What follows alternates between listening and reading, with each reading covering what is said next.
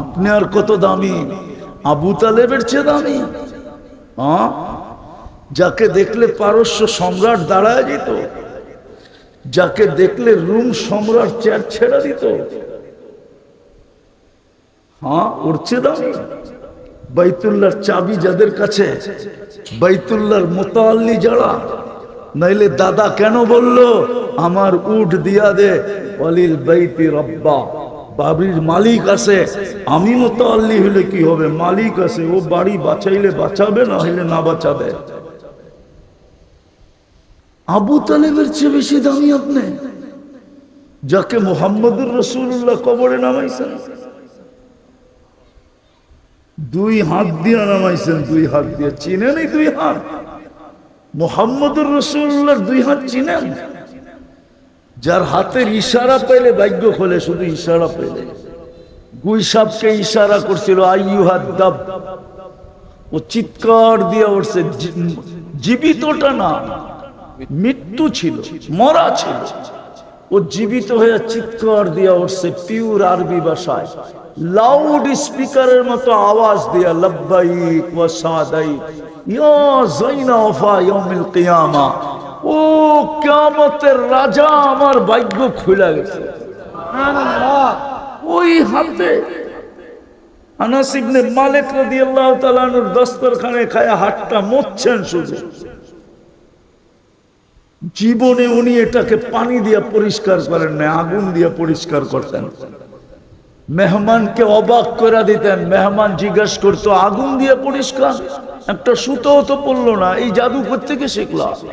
উনি হাসতেন আর বলতেন জাদু না, মুহাম্মদুর রাসূলুল্লাহর হাতের ছোঁয়া। সুবহানাল্লাহ।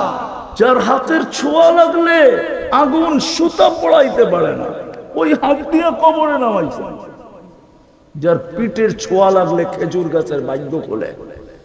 জুমার খুতবা দিতেন খেজুর গাছের পিঠ লাগায়া, মেম্বারে পা দিতে দেরি, খেজুর গাছ বাচ্চার মতো কানতে দেরি করে নাই, বাচ্চার কান্নাকেও ফেল করে দিছে। সারা মসজিদ তাকায় তাকায় দেখতেছিল কার বাচ্চা কাঁদে। ভালো মতে কান লাগানোর পরে দেখে খেজুর গাছ কাঁদে। আল্লাহর রাসূল নাইমা আয়েশা সান্ত্বনা দিছে, কাঁদিস না, তুই দুনিয়ায় আমাকে খেজুর খাওয়াইতে পারিস না, তুই তো মরা খেজুর গাছ, শুকনা খেজুর গাছ, কোত্থেকে আমাকে খেজুর খাওয়াবি? তোকে জান্নাতে নিয়ে যাব, তুই খেজুর দিবি, আমি মজা করে খাবো। যতদিন জান্নাতে না নিয়ে যাই, তোকে পায়ের নিচে গেড়া দিব, তোর উপরে পা দিয়া মেম্বরে উঠবো। আমার বয়স হয়েছে, আমি আর দাঁড়ায় বয়ান দিতে পারি না। যার পিঠের ছোঁয়া পাইলে ভাগ্য খোলে। আবু তালেব তো 2 হাতের ছোঁয়া পাইছে, 2 হাতে কবরে নামাইছে। মনে হয় বুঝবেন না আপনারা। 6 বছর 6 মাস বয়সে, 6 বছর বয়সে মা মারা গেছে, 6 বছর 6 মাস বয়সে দাদা মারা গেছেন। তারপরে আবু তালেবের কাছে আসছেন, ওনার অধীনে আসছেন, ওনার দায়িত্বে আসছেন। মাও নাই, বাবাও নাই, বোনও নাই, ভাইও নাই, কেউ নাই, এতিম, দুনিয়ার এতিমদের লিডার। চাচার বুকে না জানি কত রাত্র ঘুমাইছেন। এক রিওয়ায়াতে আছে আম্মাজান মারা যাওয়ার পরে 3 বছর আল্লাহর রাসূল স্বাভাবিক ছিলেন, বসে থাকলে বসে থাকতেন, তাকায় থাকলে তাকায় থাকতেন।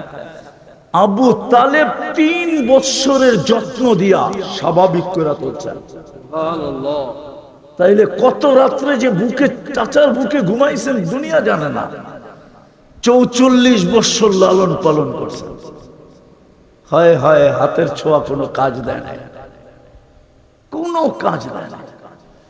বরং কিতাবে পাওয়া যায় আল্লাহর রাসূল রাইখা উপরের দিকে তাকায় চোখের পানি ছেড়া একটা চিৎকার দিছে, আম্মি আম্মি, চাচা চাচা চাচা, মা তারাকতা লি সাবিলা, আমার জন্য কোনো সুযোগ রেখা গেলেন না, আমি আপনার কিচ্ছু করতে পারলাম না,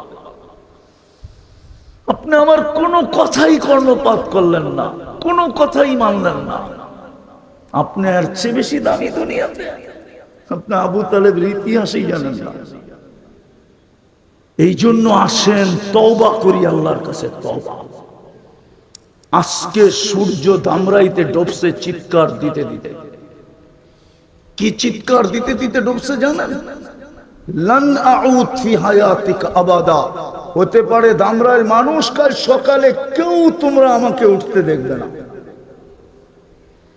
আর এরকম জমিন আমার দেখা আছে এই দুই চোখে, এক রাত্রে মাটির সাথে মিশায়। ওই জমিন দেখা আছে যে জমিনে ঈসা আলাইহিস সালাম জিজ্ঞাসা করছিলেন, কাইফা দাম্মারাকুমুল্লাহু তাদমিরা, তোমাদেরকে আল্লাহ সমূলে ধ্বংস করলেন কি কইরা? তো নিচের থেকে আওয়াজ আসছে, বিতনা বিল আফিয়া আসবাহনা ফিল হাবিয়া। রাত্রে ফুর্তি করতে করতে ঘুমায় গেছি, সকালে উঠা দেখি হাবিয়া, দুজকের ভিতরে আমরা।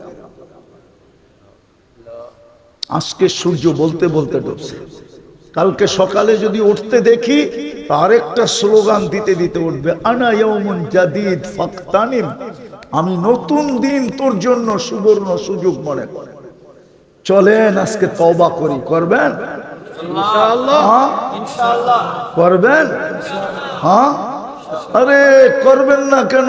দুনিয়ার মানুষ তো আসামিকে তালাশ করে কাঠগড়ায় দাঁড় করাইতে, ক্রেডিট নিতে, ফাঁসির কাস্টে ঝুলাইতে, হাতকড়ি পড়াইতে, বেড়ি পড়াইতে, আসামি ধরার মাধ্যমে নিজের পারমিশন বাড়াইতে।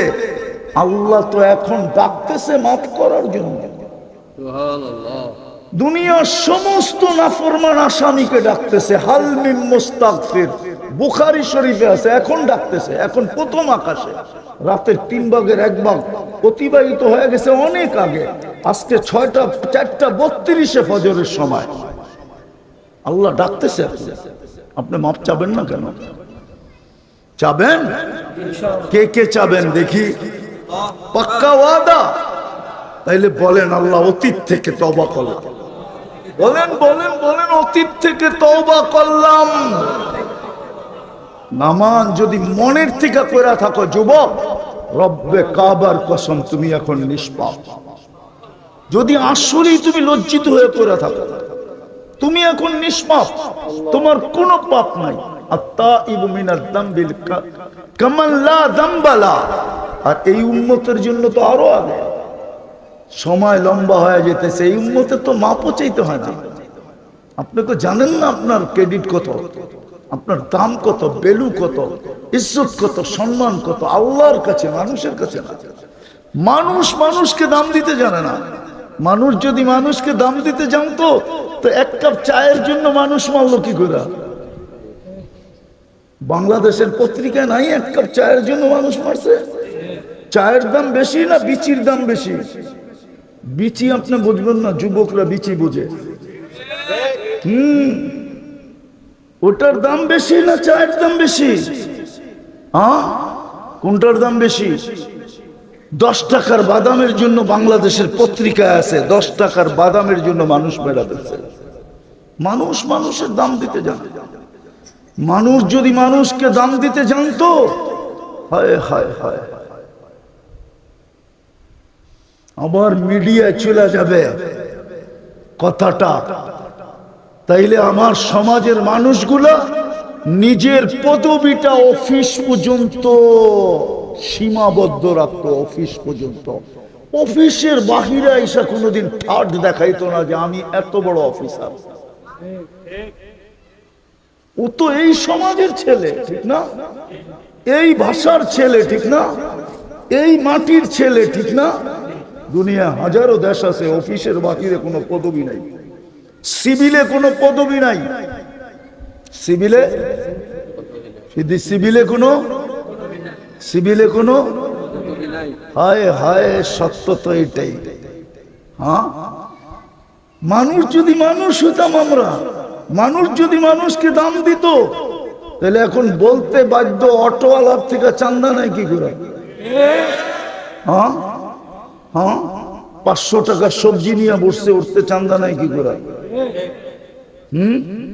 ও তো ভাবছে 500 টাকার সবজি 1000 বেচবো, 500 টাকা আমার লাভ হবে। হয়তো আজকের দিনের বাজারটা কোনো মতে ডাইল ভাত হয়ে যাবে, উঠ থেকে চান্দা নাই কি করে? হ্যাঁ, হায় হায়। যা কথা শেষ, তওবা যখন করলেন নিয়ত করেন নিজেকে দামি বানানোর জন্য কমসে কম একটা কাজ করেন। এই উম্মত যদি একটাই কাজ করতো আর কিছু নাই করতো, এই জন্য আমি বলি এই উম্মত যদি একটা কাজ করতো, শুধু 5 ওয়াক্ত নামাজ পড়তো, সারা বৎসর কিছু না করলেও একটা মাস যদি আল্লাহকে দিয়া দিত রমজান, একটা মাসই তো 70 মাস ঘোষিত। কয় মাস? 70 মাস। কয় মাস? বৎসর কয় মাসে?